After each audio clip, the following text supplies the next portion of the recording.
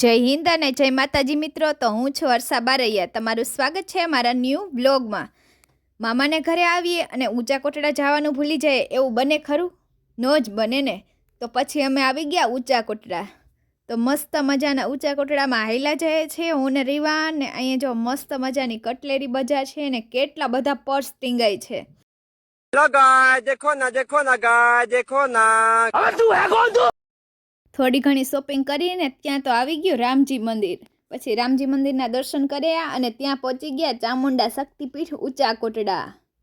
તો જો આ મસ્ત મજાનું મંદિર છે અને હવે હું દર્શન કરી આવું.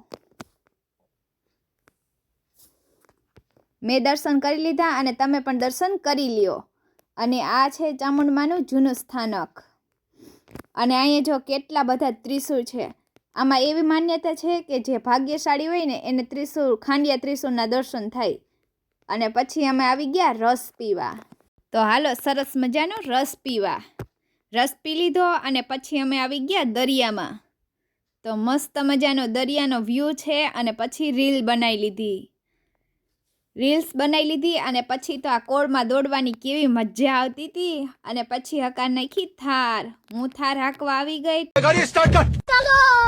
કાઢી નાખી ગાડી. અને પછી અમે નીકળી ગયા જાત પર અને પહોંચી ગયા જાત પર.